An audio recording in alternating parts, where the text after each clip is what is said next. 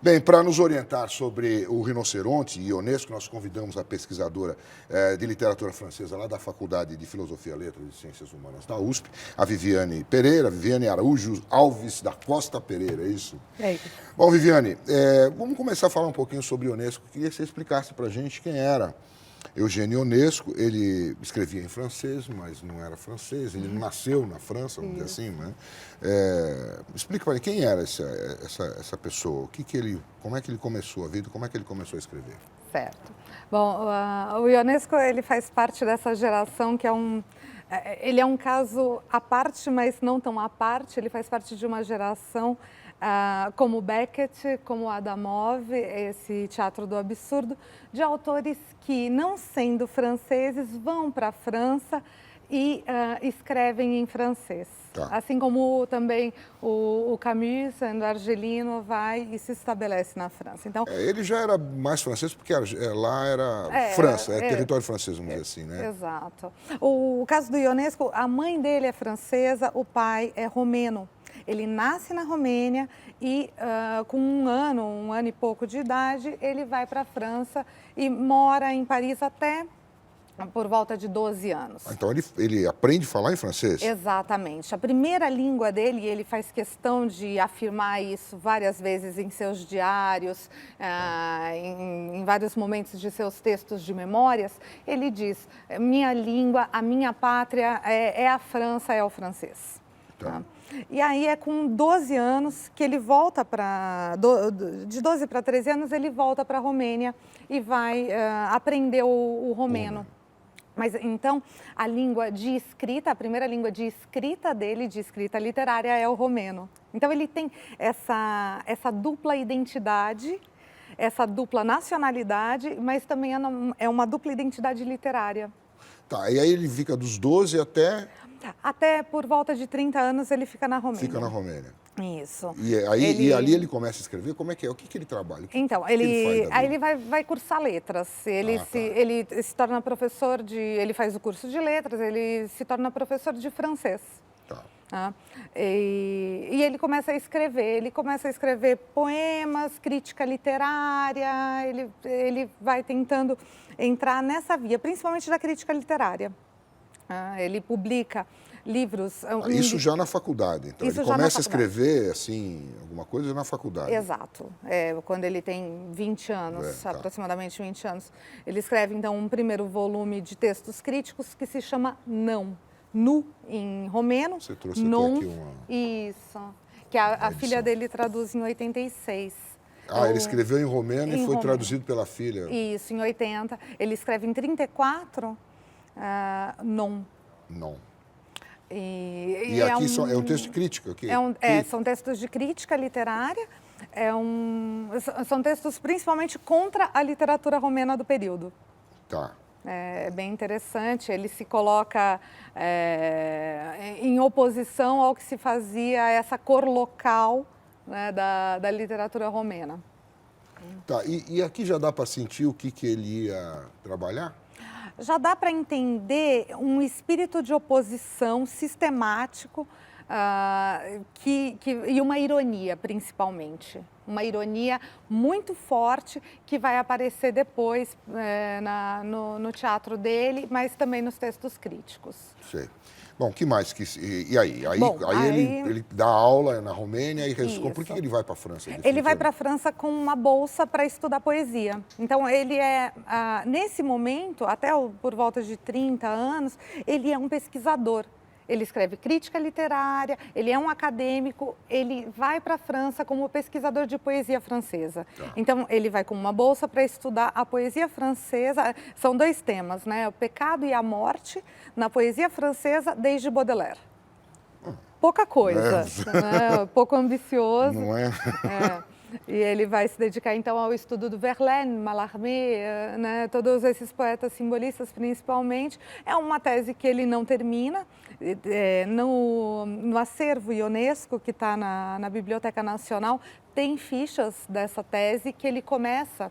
Em vários livros, a gente tem informações de que ele não começou nem terminou. Na verdade, ele começou, sim, esse trabalho, mas ele não terminou. né? Ele começa a desenvolver alguns estudos, mas ele não leva adiante. E como é que ele se envolve com o teatro? Tem uma questão do teatro aí na vida dele? Ele sempre diz que ele começou a escrever para o teatro, nos textos do Note et Contre-Note, principalmente, que é o volume de textos críticos. Ele diz, eu comecei a escrever para o teatro porque eu detestava o teatro. Ah, é? É curioso. É esse espírito de contradição que rege um pouco o espírito do Ionesco. Então, aí ele foi escrever para teatro porque não gostava de teatro, porque porque gostava do que se fazia no teatro, é isso? Exatamente. Ele se opõe ao que se fazia no teatro e aí nos anos 50, então ele começa a escrever crítica literária em 30, na Romênia. Ele estando na França, a partir dos anos 40, ele vai para a França no período de guerra. Nesse momento, o que se fazia no teatro? Você tinha um teatro engajado, modelo brechtiano, você tinha o teatro de tese ali do Sartre, do teatro existencialista, e você tinha comédias de costumes, o teatro século XIX, você tinha as tragédias. Que acho que era o que tinha mais, né? O teatro exatamente. do século XIX é o que predominava nos espetáculos franceses da época. Isso, La Biche, esse teatro século XIX, que era o que realmente lotava teatros. O Brecht ainda não lotava teatro. Não, com certeza não. Ainda era um teatro de resistência. Tá. Mas o Ionesco se opõe a todo Tudo esse isso. teatro. Né? Mesmo mais moderno. Mesmo mais moderno. O que o incomodava, e ele começa a escrever A Cantora Careca, é a primeira peça, ele escreve como uma brincadeira. Porque ele fala, bom, o teatro é um jogo.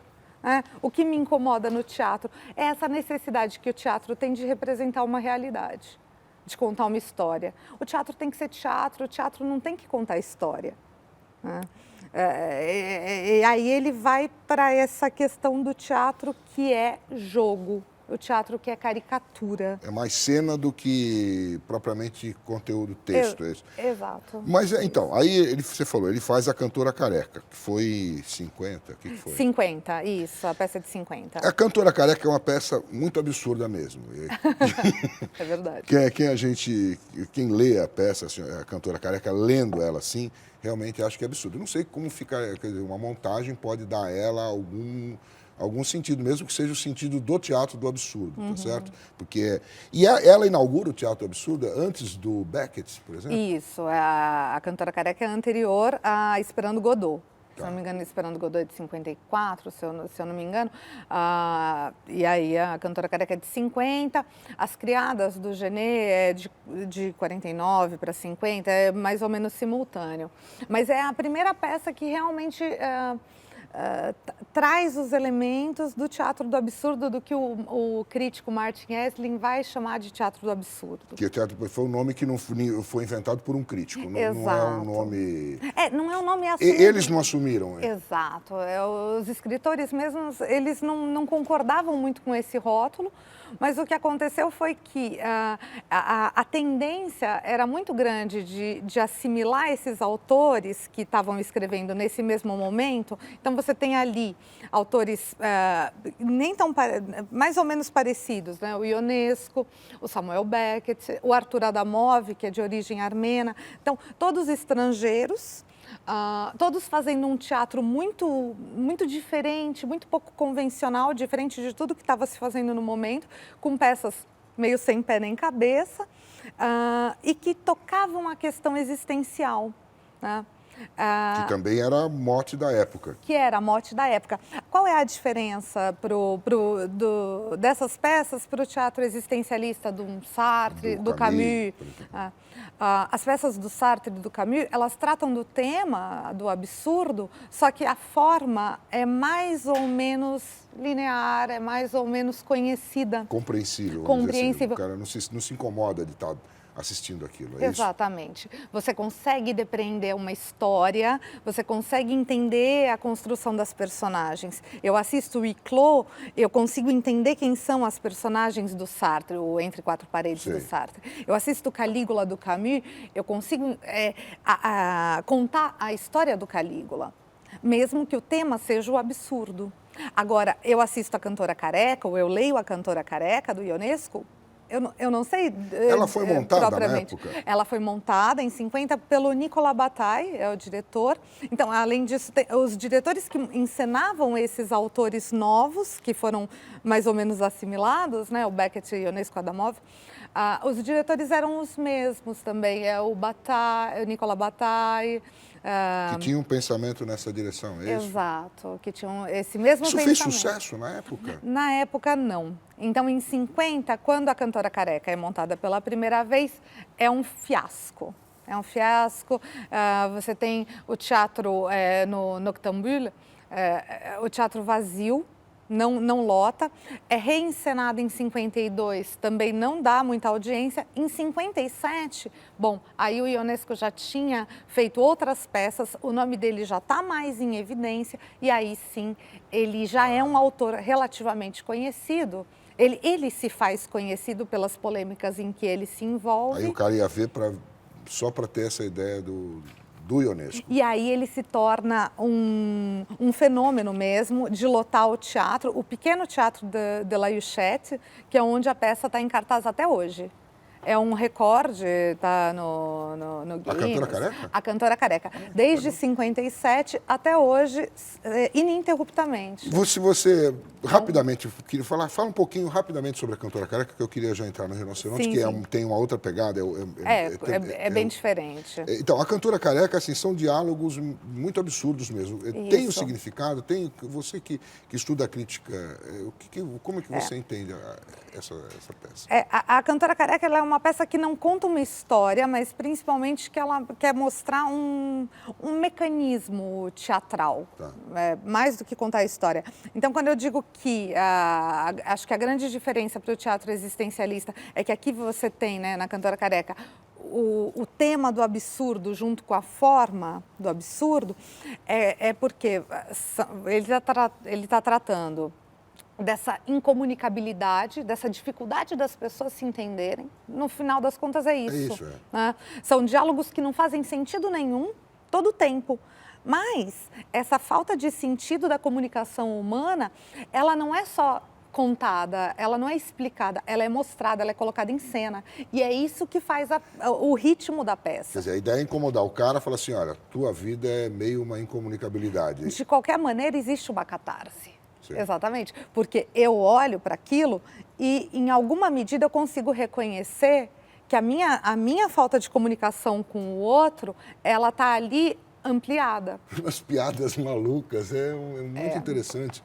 Um bombeiro que surge do nada, querendo apagar incêndios que não existiam. Não, e o incêndio tem uma hora certa para começar. Exatamente, para acontecer. Vai ter um incêndio daqui a 10 minutos. Daqui a 10 minutos vai ter um incêndio do outro lado da cidade, eu tenho que ir lá. E a Cantora Careca? E a Cantora Careca. Que não... Quer dizer, ela entra numa fala da peça e não aparece, não existe, e é o nome do espetáculo. Exato. Bem um absurdo, né? E o final da peça, que acaba sendo essa estrutura cíclica, né? Porque a ideia é que... Recomece. É que essa falta de comunicação, esse vazio mesmo, o vazio existencial, não tem muita escapatória. Né? E isso foi criado na encenação, porque não tinha... A ideia do Ionesco era fazer um final muito mais agressivo. Era o autor entrando em cena e disparando contra a plateia, mas isso ficaria muito caro, isso ele conta em alguns textos. Bom, indo para o Rinoceronte, quer dizer, então, você falou, a Cantora Careca em 57 acabou se tornando uma peça conhecida, mas ele é conhecido hoje mais, ele é respeitado por O Rinoceronte, por esse texto, O Rinoceronte.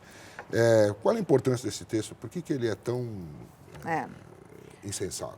O Rinoceronte ele opera uma transformação muito grande na carreira, né, e acho que na história mesmo do teatro francês ali naquele momento, e especialmente na carreira do Ionesco. Então, se a Cantora Careca é um jogo, é mais uma brincadeira com o teatro, o Rinoceronte é outra pegada. O Rinoceronte traz uma história, conta uma história e vai tratar muito mais fortemente dos temas da condição humana.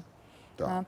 E ele vai contar uma história de verdade. Então, a estrutura muda muito. Na Cantora Careca, você tem um ato, basicamente, são cenas, são quadros mais ou menos desconexos. Tá. E no Rinoceronte você tem uma peça mais tradicional, são 3 atos. Né? Nesses 3 atos você tem personagens que evoluem e uma personagem principal, Béranger, que é esse anti-herói, né, que é o herói moderno, né, o anti-herói, a princípio, ele é o cara que está errado, ele é esse personagem torto. Quer dizer, ele bebe, ele não se comporta direito. Ele se veste mal, ele mal. não é um espírito cultivado, ele está todo desajustado em relação à sociedade. Ele é um marginal e, conforme a cidade toda vai se transformando, existe a história da peça é a da rinocerite, né? Existe uma epidemia de rinocerite. Quer dizer, aí que está o absurdo, né? As pessoas se transformam em rinocerontes. Exato. É o Kafka às avessas. Tá. Né? Em vez de ser uma pessoa que se transforma... É a cidade inteira. Né? É a cidade inteira que se transforma. Todo mundo vai se transformando em besta, em animal, em rinoceronte. E aí você tem uma pessoa que resiste à rinocerite. Que né? é esse herói, Béranger. que é esse outsider. Tá. E aí o Béranger, ele vai... Béranger. Ele vai se colocando, ele resiste um pouco por princípio, um pouco por convicção, mas também por incapacidade. No final da peça, ele tenta se transformar e não consegue. Aí as pessoas vão se transformando em rinocerontes e vão curtindo essa história, não é isso? Isso. Tem a princípio, é uma negação, existe uma negação dessa epidemia, né? Não existe rinocerite, isso é uma invenção, mas depois a lógica do rinocerismo vai contaminando. Mas espera lá, não é tão ruim assim. É como se os argumentos vão se transformando em coisas plausíveis, numa lógica, né? Tem até, no primeiro ato, tem a figura do lógico, que vem mostrar... Cara, esse lógico é ótimo, né? Esse personagem é muito interessante. O lógico é incrível, né? O Ionesco coloca isso... Já na Cantora Careca tem uma coisa de destruição da lógica. Sim, né? E no Non... tinha me perguntado, né, se o Non já antecipa alguma coisa. O Non já traz uma coisa da identidade dos contrários, um mecanismo de destruição da lógica. O Ionesco acredita, e isso ele diz em vários textos, que você pode afirmar o que você quiser, na verdade, porque todo argumento é válido. Não precisa ter lógica. Não precisa ter lógica. A lógica, ela é subjetiva. Entendi. Né? Então, vamos voltar aqui para o rinoceronte. Muito bem. Então, uma cidade, um cara, aparece um rinoceronte na cidade, ninguém sabe o que é aquilo. Isso. Aí vão aparecendo outros rinocerontes, mas quem são? Aí descobre-se que são os habitantes da cidade que se transformam em rinocerontes. Qual é a alegoria por trás disso? O que é essa alegoria? O que ela quer dizer?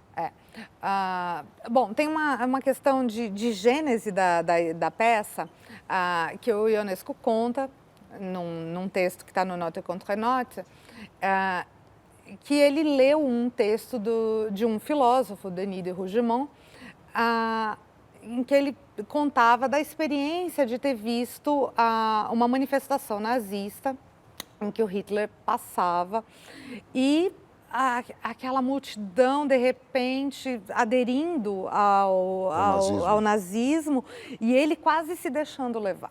Né? Esse amigo do Ionesco. Esse amigo do Ionesco. E aquilo teria chocado pessoalmente o Ionesco, porque ele falava como esse tipo de pensamento é contagioso. Tá. Mas em um outro diário, no Présent Passé, Passé Présent, Ionesco tem muitos diários publicados.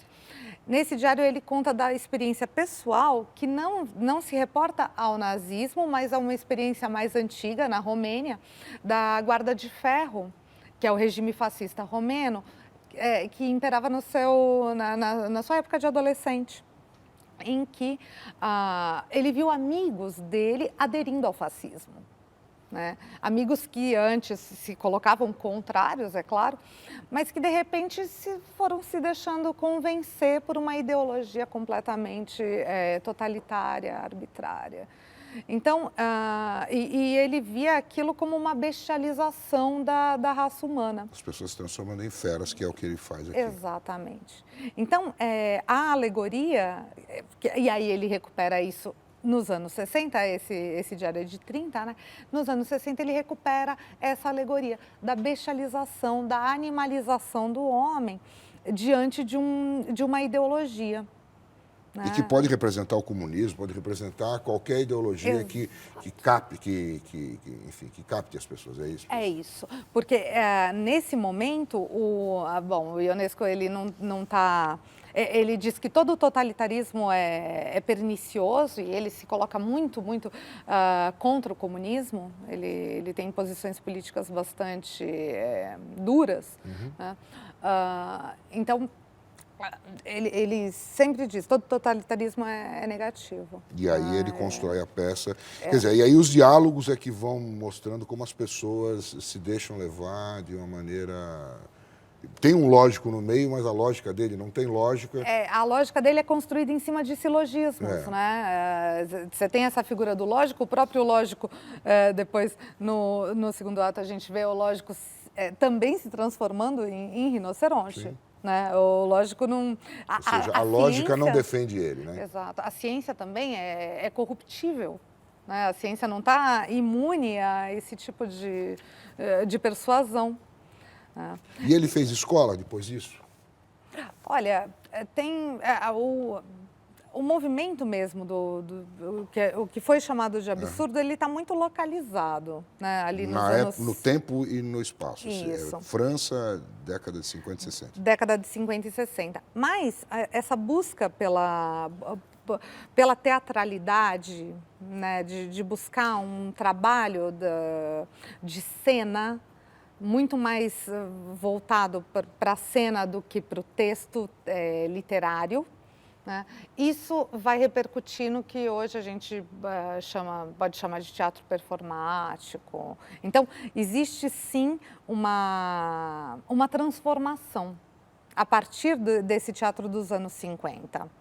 Dos anos 50, dos anos 60. Teve uma influência dali para diante que a montagem tinha a sua importância. Sim, sim. E ele, tanto o Ionesco quanto o Beckett, eles fazem um uso muito especial das didascálias, das indicações de cena. Tanto que quando a gente lê...